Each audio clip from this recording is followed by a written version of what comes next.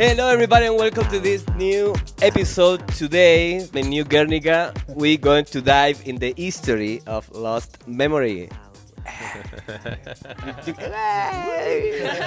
Thank you very much, guys, for being here, for being part of this Auch takeover today for Tilt Shift.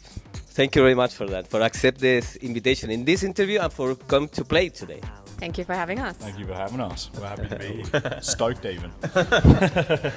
First of all, I'd like to know, but you have, three of you have very good vibe, and you can feel. I think the people can feel the connection that you have in the musicians when you play music, and also in the reels that you make every day, every week. So how do you meet each other, first of all? Yeah. So me and Ryan actually went to high school together. All right. We actually just had our 10-year reunion. So 10 years out of high school. Yeah, so we've known each other for over 10 years, obviously.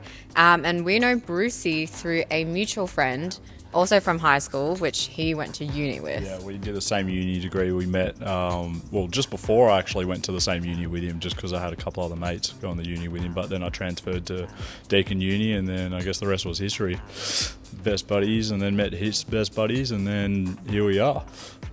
Amazing. And I think it's very, I don't know how to say, like, normal. I don't know how to say, because three of you are musicians, like for yourself, no? So when you meet each other or you start like make music like in the same time, and then it's like, we can make some together, like very easy. The first time we had a crack making music together, it was the first time you could have people around after COVID.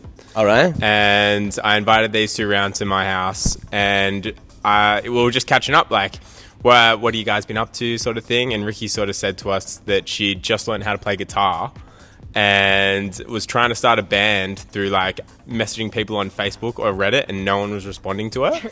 So as a joke, It wasn't that bad. it was that bad. I had not taken it that far.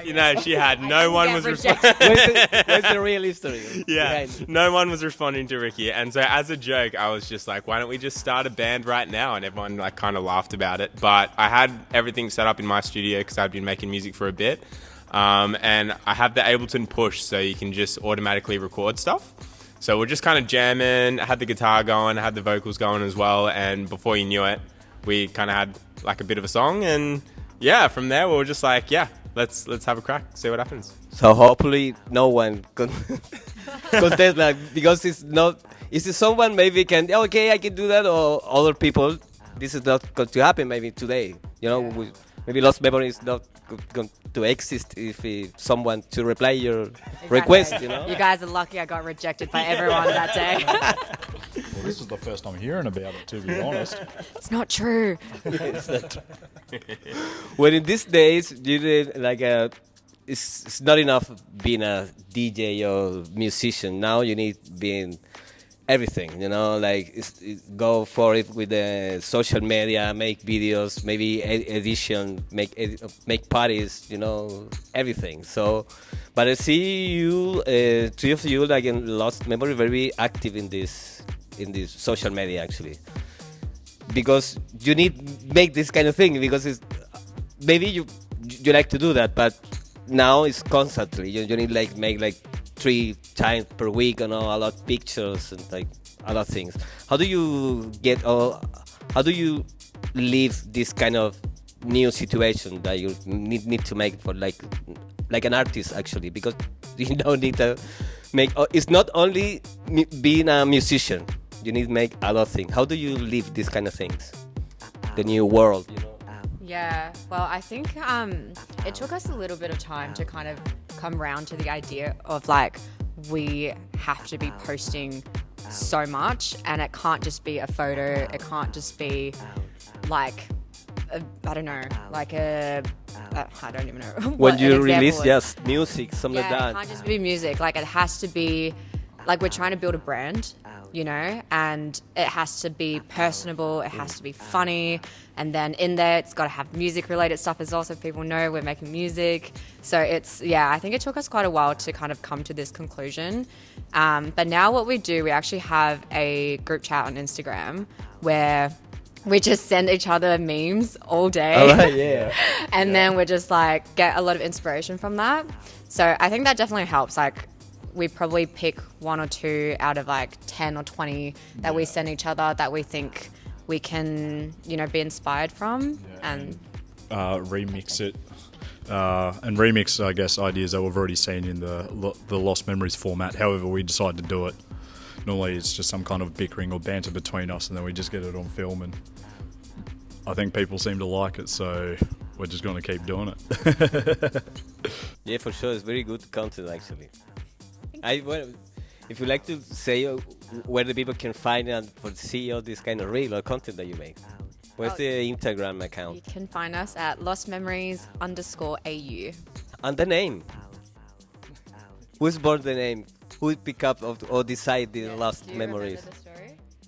No. Remember the story? Of course I remember the story. So that song that we made that first time, on Ricky's phone, it has like an auto Shazam just on the home screen. All right. And so it just tells you whatever song's playing.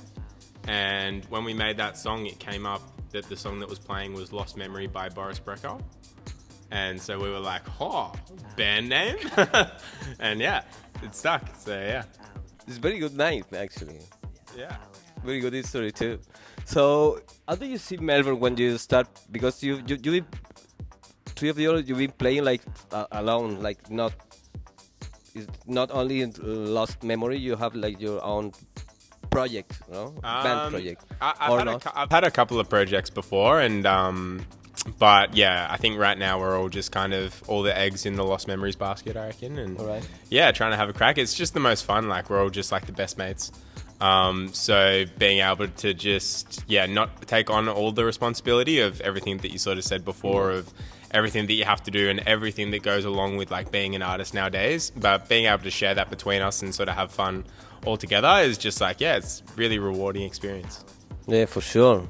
How do you see Melbourne scene in the Western and in the parties, life, or hanging out, or gigs, stuff, in this city? Because Melbourne is a big thing in art and musicians and music too. So how do you see this city, or how do you feel? Also, the second question: how do you feel like get involved in this city in particular? Yeah, what I probably like the most about Melbourne, and I guess the culture of just art in general, but also music in particular, is there's just so much diversity of ideas, and anything that you're possibly into, there's a home for it. There's somewhere you can go and enjoy that almost whatever night of the week. So it's just, I think that having that in an underground scene is just really powerful, because it just means that there's going to be so much new and exciting stuff coming through that you might not have heard before. Yeah, and the communities too. The surrounded like electronic music is amazing. This kind of vibe that you can find here in this city. What is the plan for the future? Do you have like some? World domination, honestly. Yeah, this is a good one. Yeah, for sure. That's step one. And we're still working it out. Get back the right memory. now. Yeah, that's it.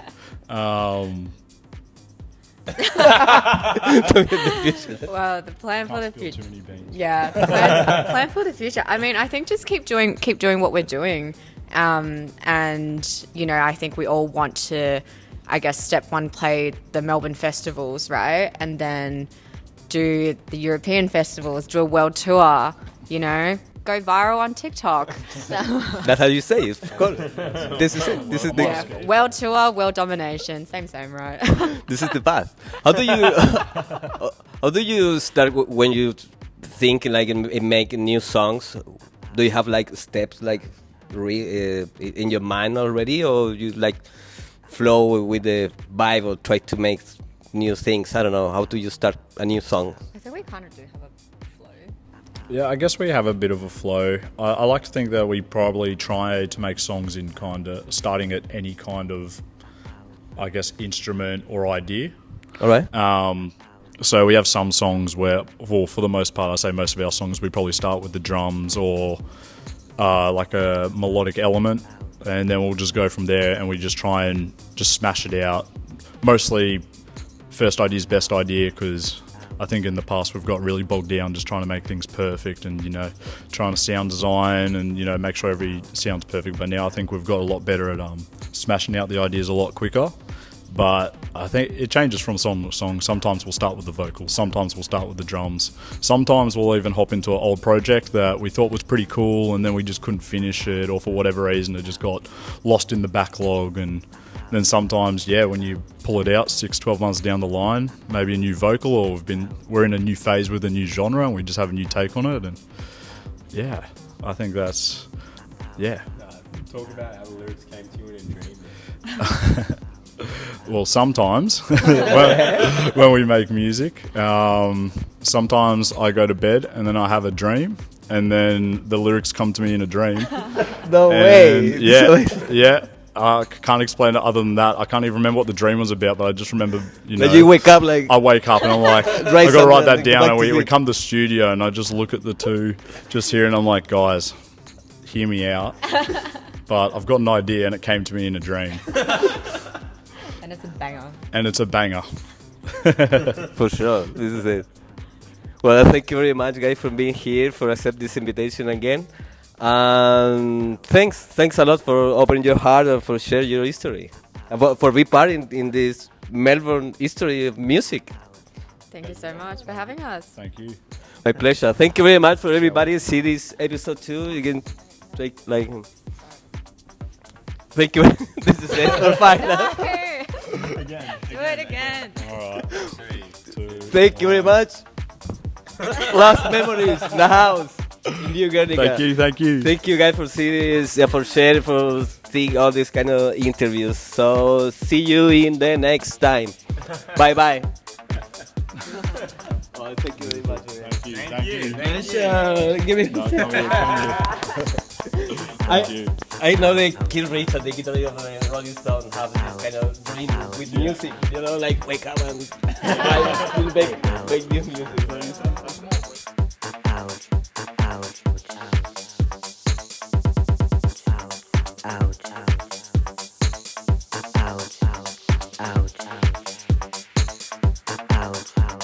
Out.